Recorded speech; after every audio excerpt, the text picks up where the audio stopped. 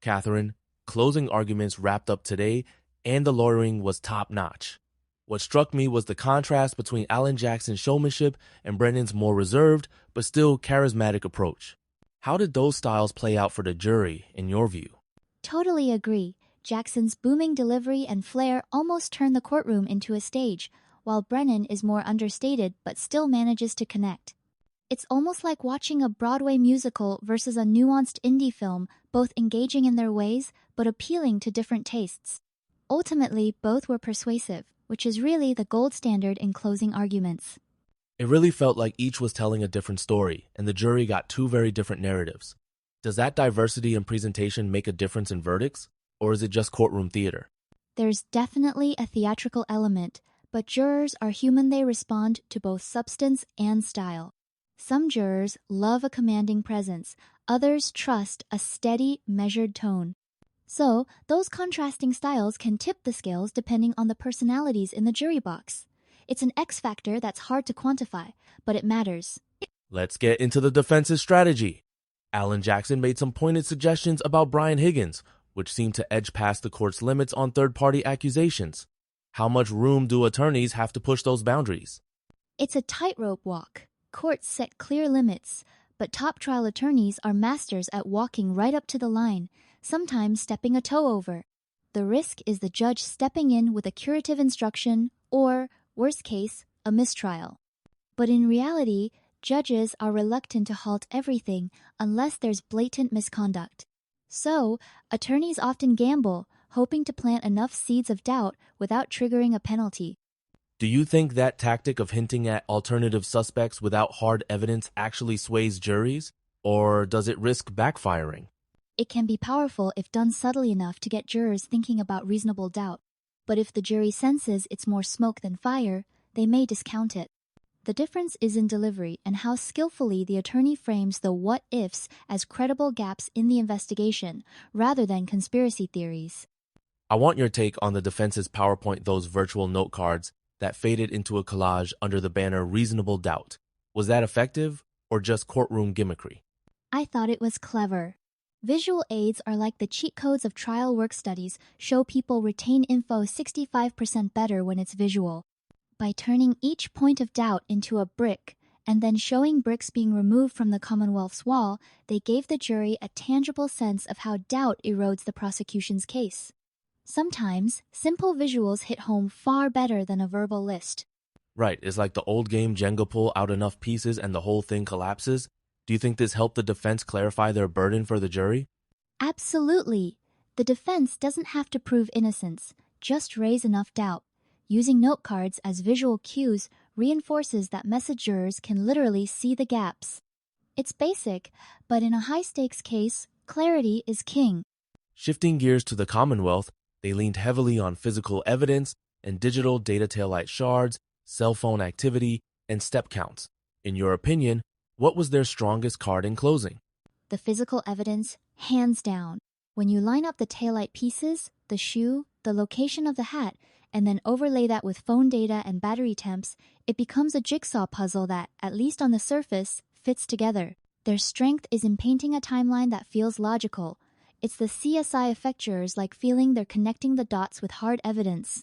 But is there a risk in relying so much on this tech-driven narrative? Definitely. If even one piece of that puzzle is in doubt, say, if a juror questions whether the data could be interpreted another way, can unravel the whole narrative. Plus, not every juror is tech-savvy, so there's always a risk of confusion or skepticism about the science. So it sounds like the verdict may hinge on whether jurors accept the physical evidence at face value. What's your sense? Will they see it as airtight, or could reasonable doubt sneak in?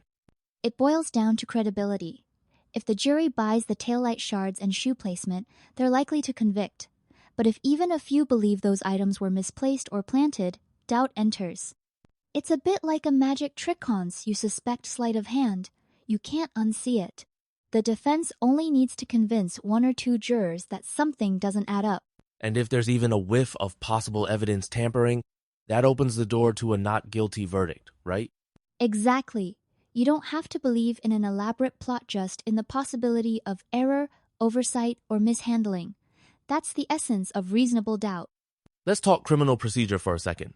The defense pushed for more transparency in selecting alternates, even suggesting Karen Reed herself draw from the bingo wheel. Is there any legal weight to that argument? Not really.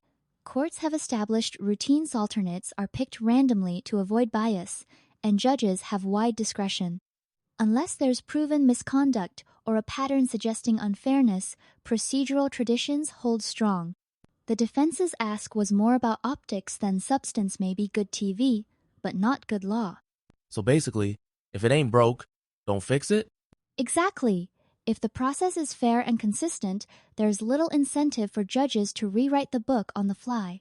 Unless you can point to a real harm, the status quo prevails. Another nerdy but important point. The defense objected to the jury form for the manslaughter charge, saying it's too confusing and wanted a not guilty box for each lesser included offense. Does that argument hold water? It's a creative argument, but there's no case law backing it up. Jury forms and instructions are standardized for a reason, predictability, and fairness. Unless a form is proven to mislead or confuse, judges are hesitant to tinker. It's like asking for a custom menu at McDonald's you can try, but you'll probably get the Big Mac as is.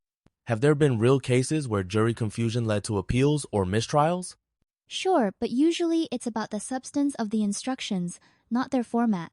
Unless you can show the jury misunderstood their duty or the options, it's tough to overturn a verdict just on the paperwork.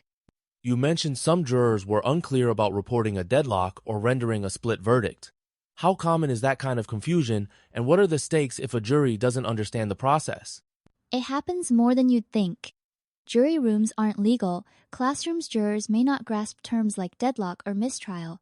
If they're unsure, they might hesitate to speak up, delaying resolution or even leading to a hung jury. That's why clear instructions, and sometimes even checklists, are crucial. The stakes? Potential retrials, wasted resources, and emotional strain for everyone involved.